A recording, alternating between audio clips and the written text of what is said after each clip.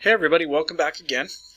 This is the college application process for rising seniors and anybody else who would want to know this information. It could be rising juniors, it could be moms and dads, could be a 7th grader planning for what high school will bring to them for forming their future plans. So whoever you are, I hope you can find something beneficial out of these short videos.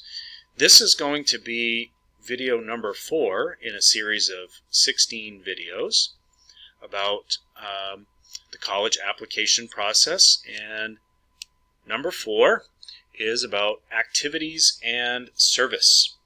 So this is all about the experience that you can gain outside of the classroom and the learning that can happen in volunteerism, in employment, in participating in a school sport or club or activity or event that will make you a more well-rounded person, a more successful person, and somebody that will be more attractive when they put their application in for college acceptance. So, with that said, let's take a look. So there's lots of things to do, right? There is no shortage of things to do, and probably the most visible option are sports teams that we have here at school, as well as sports teams that exist within the community. Travel basketball and soccer and gymnastics and cheering, and those things have both school-based and community-based options for you to pursue. There are clubs, everything from traditional types of high school clubs like student council and class council, key club, but those clubs go well beyond that. We have a 3D printing club. We have SEED, which is an environmental organization. We have a civil rights team. We have a minority student union. We have a Gay Straight Alliance. We have Young Democrats and Young Republicans. You name it, we've got it. In fact, Bangor High School, this is a little known fact, we have more clubs and activities that are not related to sports than we do those that are related to sports. But sports tends to get most of the attention, but there is really something for everybody, regardless of your interests and your abilities and your social group or whatever. Whatever you might be looking for. But regardless, participation at the most basic level is the most important thing. You don't have to be the superstar on the sports club. You don't have to be the president of student council in order for it to benefit you and to make you a more well-rounded person with a more holistic college application. You could get involved in performances, things like working on the school musical.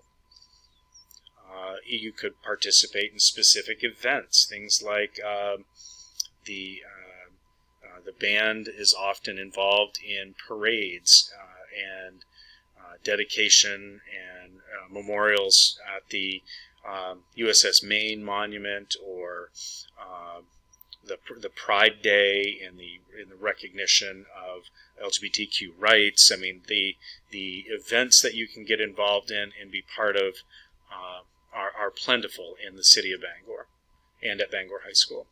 You can get involved in civic action. You can participate in political campaigns and things like that. Even though you're not old enough to actually cast a vote, you may be perfect in assisting in helping social issues within the city or within our state or country. And that can happen in a variety of ways. There are service-based activities that you can do through a church, through a civic organization like the Rotary Club or Kiwanis. We have Key Club here at Bangor High School, which is attached to our local Kiwanis Club. So there's a lot of things that you can do. You can volunteer at the hospital. You can volunteer at Good Shepherd Food Bank. Those are what we mean by service-based activities, and we do have a number of service-based clubs here at Bangor High School that you can participate in if you're looking for service-based type of activities. Bangor High School does not require as a graduation requirement is to have a certain number of community service hours. Our philosophy is that community service or volunteerism should be at the direction of the student.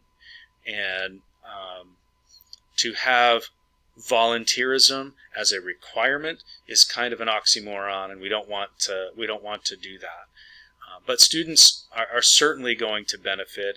It's good for mental health. It's good for self-esteem, to give back to the community. So just for that intrinsic value, never mind putting it on a resume or putting it on a college application, service-based participation is certainly valuable. But it's nice to know that you benefit from the community, but that you also give back to the community. Every department at Bangor High School has co-curricular activities. If you're in a history class and you talk to your history teacher about what types of activities are relevant to their department, you might find yourself talking to the speech and debate coach. If you're in your math class and you talk to that teacher, you might find yourself being introduced to chess or the math team or academic decathlon. If you're in the science department, you might end up on the mountain biking club, the 3D printing club, the seed club. You might participate in Envirothon. If you're and you see how this goes. Art club, French club, they're all over the place. So lots of things to do. The best way to find out about things, talk to your counselor, talk to Mrs. Watson in the library, talk to one of your teachers, and they can help get you set up with some of the options that exist in the school. So what does participation in activities mean for college admissions? Again, they are trying to judge your future potential based on past evidence. They're looking for clues that you're going to be a well-rounded student when you walk onto their campus. So it's oftentimes not good enough just to be a good student or to be a really smart person. That might be a clue as to how well you'll do in the classroom, but what about in the dorms and in the student union? And you're gonna, especially if you're living on campus, you're gonna live there for 4 years. What are you like as a roommate? And your participation in activities provide good clues into what you're going to be like as a school citizen when you get to college. So it's important not to focus on how much you get on your resume. It's more important to focus on the quality of what is on your resume. So don't worry about the length of the resume and how much you get in there, but it's the depth and the quality of the experiences that you have in what you do. So 1 or 2 clubs, 1 or 2 sports, maybe a community activity throughout high school, and that's enough. But it's how much you get involved and how much you can talk about what you get out of those experiences that's really important.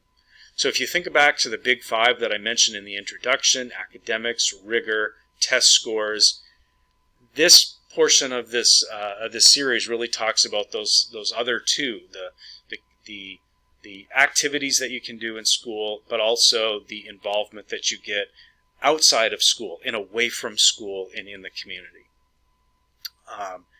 That shows initiative, and college admissions eats that stuff up. They love to see an actively involved, independent thinking, self-motivated person, and that's where your clubs and activities will come into it.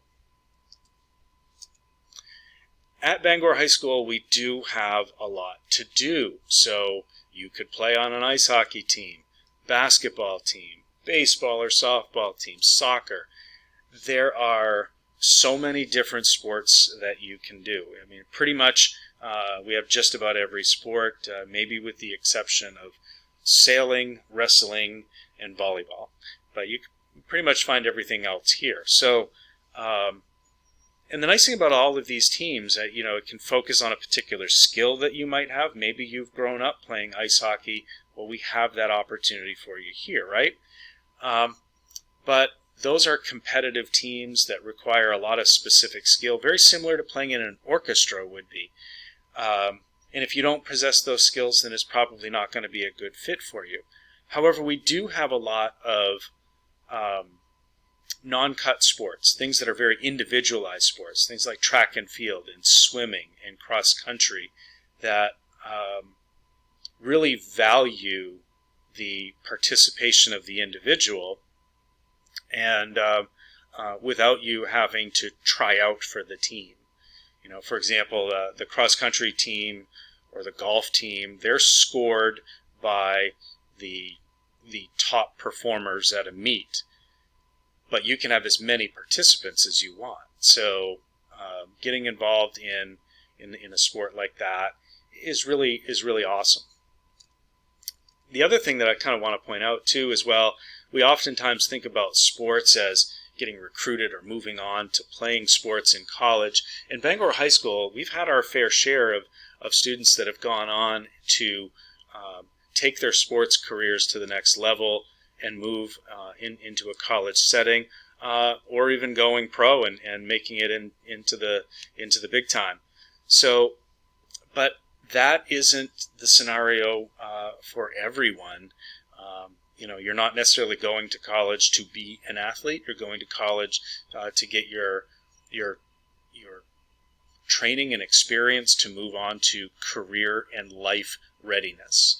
So while some can use sports as a stepping stone into college, everybody should be looking for activities that help you build interpersonal skills, help you build skills with competition, collaboration, and teamwork, dealing with adversity, defeat, how to be humble in victory. All of these things are really, really important.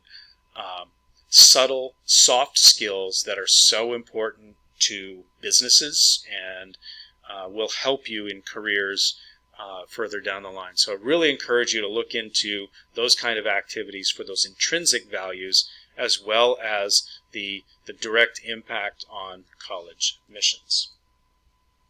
Outside of sports, things like speech and debate, quiz show teams, science bowl, again, speech and debate. These are activities that are competitive, where you can go as far as national competitions. And so maybe you're not an athletic person, but you still have a competitive spirit. We do have clubs and activities for you with that.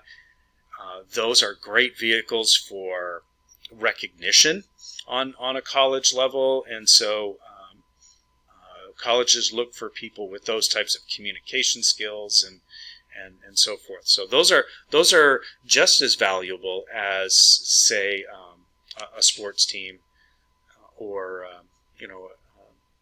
another club. So the different types of clubs and sports and activities that you can get involved in at Bangor High School. Athletic competitive, that goes without saying. That's like being on the soccer team, being on the varsity team, and competing for a state championship. That's athletic competitive. You could have athletic participation. Joining the swim team, knowing you're never going to score in a meet or win a championship as an individual or set any records, but knowing that you can be part of that team, you can go, you can get that physical activity, you can have the social atmosphere of a track meet or something like that.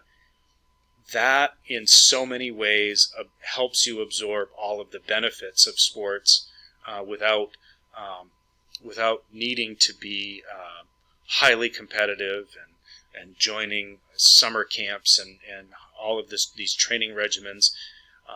You can be part of a team and not necessarily have to be a top-of-the-line athlete. Bangor High School, because of the size, we can offer students the opportunity to be highly athletically competitive because we compete in the highest class of athletics we have in Maine.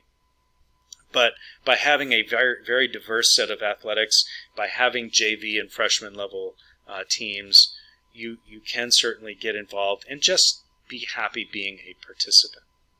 We have non-athletic competitive things like speech and debate, where you don't have to be gifted physically as an athlete, but you still are going to be able to satisfy those mental psychological competitive juices that might be flowing through your body in a non-athletic way. Non-athletic participation. Joining a club like 3D printing is not an athletic program.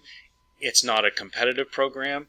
It's just an exploration program and a great social opportunity to meet people that have common interests and to have good social interaction outside of the classroom. Service-based, I've mentioned before already, these are activities that are designed to give back to the community or to the school. And social activities, joining an art club is as much about having friends that share common interests, and those participation activities are important as well. Community involvement. Now that you know that you need to be socially active in activities through the school, what about getting out into the community? And I really want to focus on two different types. One is volunteer and service, and the other one is employment and internship. So you can volunteer. You can help clean up a park, as illustrated in this picture, and you can do lots of things like food drives and so forth. And those are great ways for you to give back to your community. But many families and students individually might not have the luxury of donating your time. Maybe you need to get a job and help your family or to save money for college. And volunteerism just doesn't fit into the needs that you have as an individual or as a family. So employment is another way to be directly involved with your community. And no job is above or beneath any of you. You could come from the most privileged family, but getting a job as a pizza delivery person is a valuable learning experience. So nothing is, as I said, above or beneath any of you. Getting a job, no matter what it is, it doesn't have to be necessarily connected to your future plans, but it sure does help if it is. That's why an internship, working at the university or working in a situation that is related to a career choice, are really good. But if those are not available or you're not really sure what you're going to do yet, any job is a good job, and it helps build responsibility and puts money in your pocket as well. So if you're going to get a job, one last thing that you need to know is how to get a work permit. You start by applying for a job and getting a job offer. You then bring that documentation to Bangor High School, and we certify that you attend school and that you have maintained a passing level of performance. And then we submit the permit to the Department of Labor, and then you're free to start working. If you have more than one job, you have to get a work permit for every job. So even if you've already got a work permit and you're working and you want to pick up a second job on the weekend or something like that, or during the summer, you have to get another work permit for that job as well. So just keep that in mind. And lastly, if you have questions, again, contact your school counselor to find out about activities and work experience, and have yourself all set up for when the school year starts in September. So thank you for joining us. That's been a little insight into clubs and activities and community involvement, and I hope it was informative. And stay tuned and join us for the next video, which is part 5, where we're going to talk about the SAT test and the value of AP exams in getting ready for college. So until then, have a wonderful day.